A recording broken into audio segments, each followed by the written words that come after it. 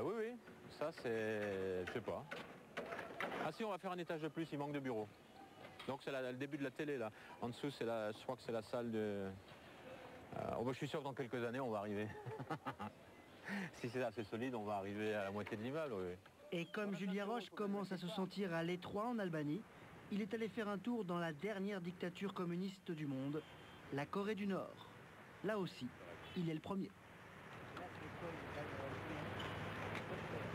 Julien Roche, merci d'être avec nous sur ce plateau ce soir. Vous avez fait spécialement le voyage d'Albanie pour être présent ce soir à Capitale.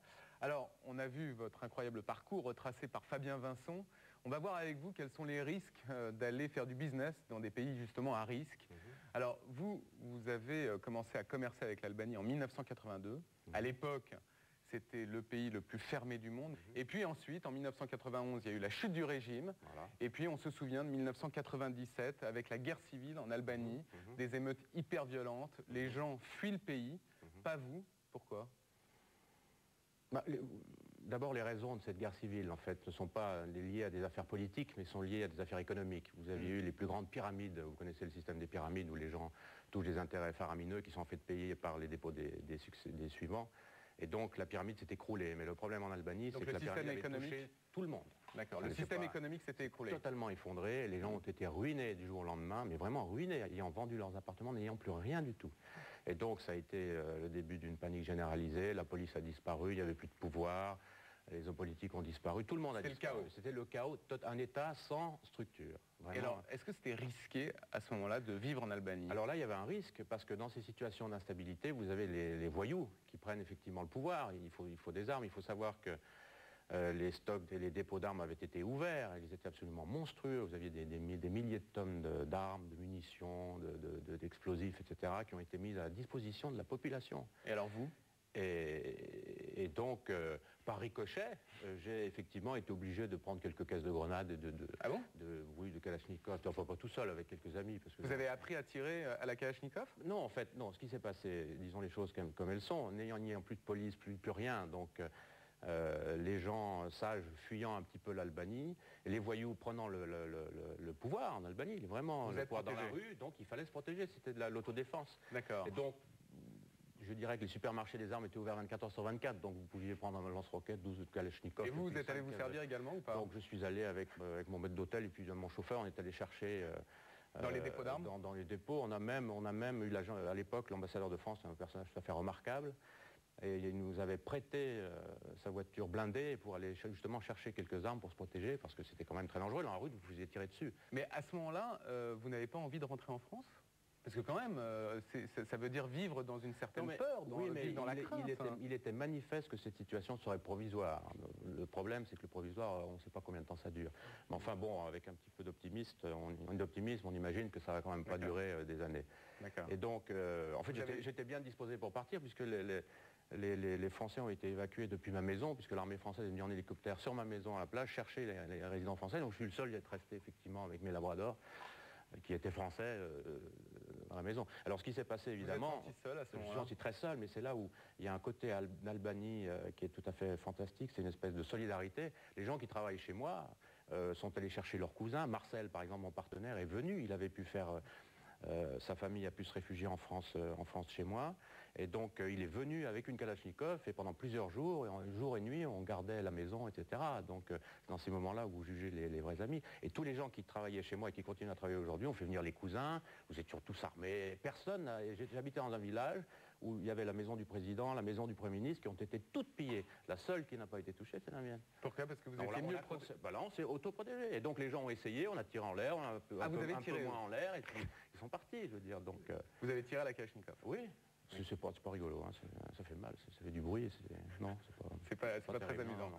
En tout cas, vous avez décidé de rester parce que vous aviez la conviction qu'il y avait du business à faire dans ce pays, malgré la guerre civile qui se passait. C'est un accident de parcours. Et je dirais que, en fait, j'avais le sentiment que depuis 91, qui est l'ouverture du pays à la démocratie, jusqu'à 97, les Albanais ayant été tellement isolés pendant ces 50 dernières années, ils n'avaient aucun repère.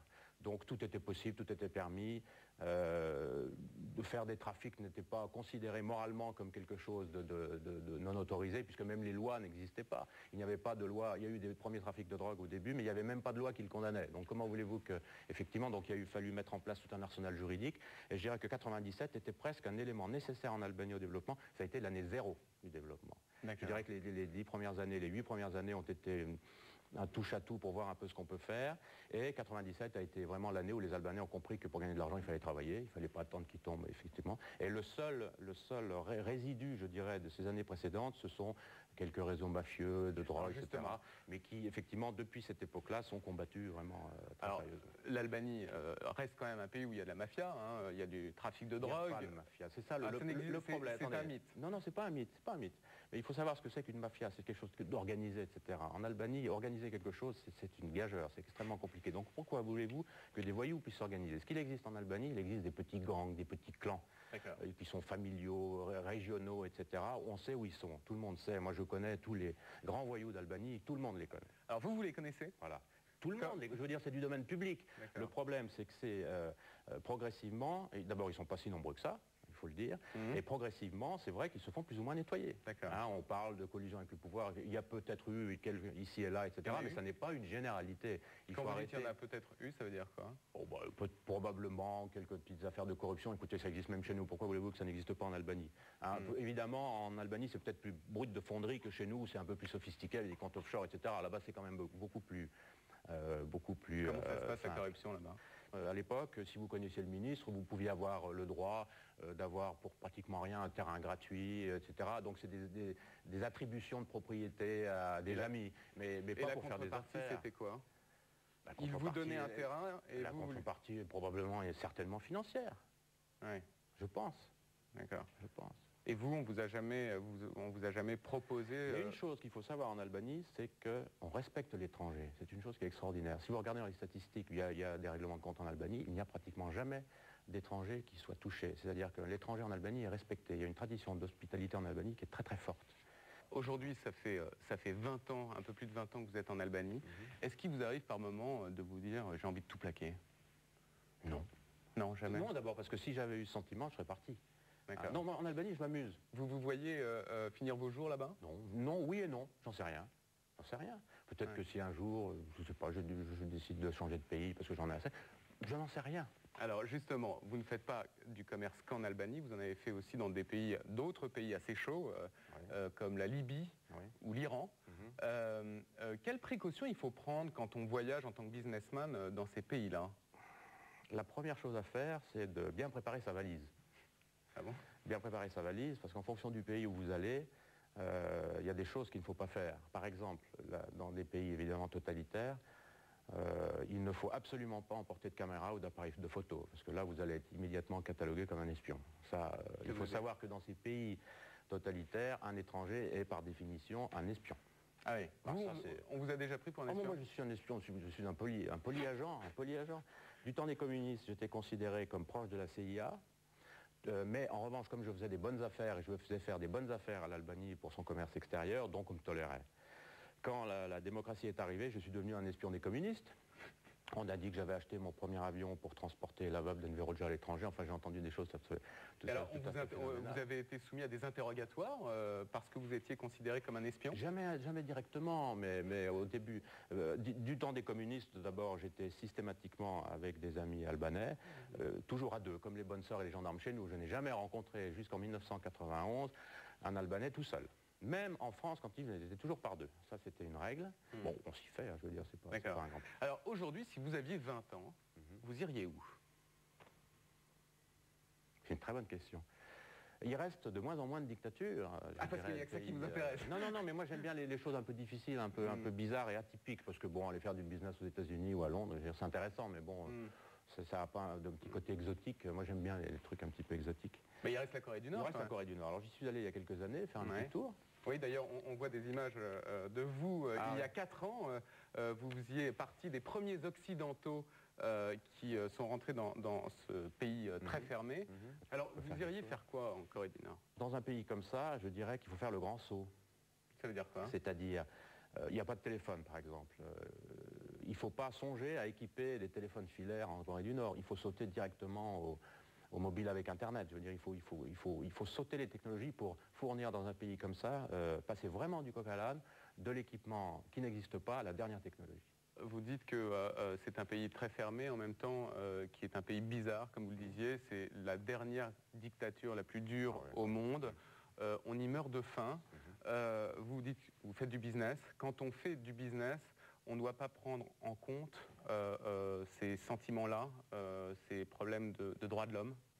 Ça ne doit jamais rentrer en ligne de compte. Je me suis posé le problème, par exemple, en Albanie. La première fois que je suis allé en Albanie, je me suis posé le problème. Enfin, en Albanie, c'était pas un pays froid, même du temps des dernières années de la dictature, c'était un pays quand même ouvert avec un peu de couleur. Bon, évidemment, c'était pas rigolo pour les gens, ça c'est sûr, mais ça n'avait pas la froideur que j'ai pu voir, par exemple, en Corée du Nord, où là, c'est un monde. Là, je me posais. Alors justement, là, vous vous poseriez la question quand même? Oui, mais à ce moment-là, justement, ce que je ferais, c'est de faire probablement des affaires et de poser en condition, de faire quelques investissements là-bas, de démarrer justement ces technologies d'Internet, d'essayer de faire des médias le plus indépendants possible, pour justement, en même temps que des affaires, j'espère des bonnes affaires, pouvoir aussi participer un petit peu à l'évolution sociale du pays. C'est un truc qui est très rigolo et c'est un challenge qui est tout à fait sympathique. Vous êtes en deal avec eux en ce moment? Non. Non. Non, parce que j'y suis allé il y a 3 ans et franchement, je me dis toujours, je vais y aller. J'ai les contacts maintenant, j'ai vraiment les contacts pour aller en Corée du Nord, rencontrer les gens. Franchement, peut-être que demain, ça va me dire, allez, j'y vais. Je réagis un peu comme ça. Et puis, bien sûr, il y a l'Irak aujourd'hui, le pays le plus dangereux de la planète. Il y a 10 jours, l'assassinat d'un businessman américain, Nicholas Berg. Vous iriez en Irak ou pas? Non. Non, franchement, je n'irais pas, parce que là, c'est quand même du suicide. Je veux dire, c'est un pays qui est en guerre. C'est un pays où les opinions internationales, vous le savez mieux que moi, sont quand même assez divergentes. Non, faire du business. Il n'y a pas de business à faire en Albanie. Le pays n'est pas... En Irak. Oui. En Irak, pardon, excusez-moi, lapsus. Le pays n'est pas encore assez stable pour pouvoir faire quoi que ce soit. D'abord, c'est très dangereux, dangereux. On le voit avec ce que vous avez cité. Et ça ne me tente pas du tout. Il n'y a pas de pouvoir. Enfin, il y a un pouvoir, il y a une force d'occupation. Vous allez vous préférez les dictatures, vous? Non, mais il faut... Pratiquement, oui. Je veux dire, il y a quelque chose où le pouvoir est établi, on sait où on va, on sait où on est, ça passe ou ça passe pas. Je veux dire, c'est une autre affaire. Alors, est-ce que l'Inde vous a déjà tenté, par exemple, ce pays, l'Inde, qui est quand même le sous-continent indien, 1 milliard de personnes? J'y suis allé une fois. Je me suis fait complètement plumer, je suis parti pratiquement en chaussettes et donc j'ai décidé de ne pas y retourner, ce qui est un peu idiot, mais bon, non.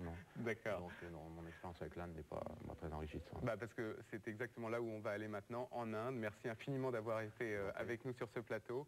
L'Inde, eh bien, c'est un pays qui a de quoi faire rêver, hein, des paysages à couper le souffle, des palais de Maharaja qui datent du XVe siècle. Eh bien, ce sont justement ces palais sur lesquels un Français a décidé de mettre la main. Dans ce pays, c'est un exploit parce que ça reste un patrimoine sacré là-bas. Alors, comment s'y prend-il? Le Maharaja s'appelle Francis. C'est un reportage de Maude Brunel, Tony Casabianca, Dov Alouche et Isabelle Laporte.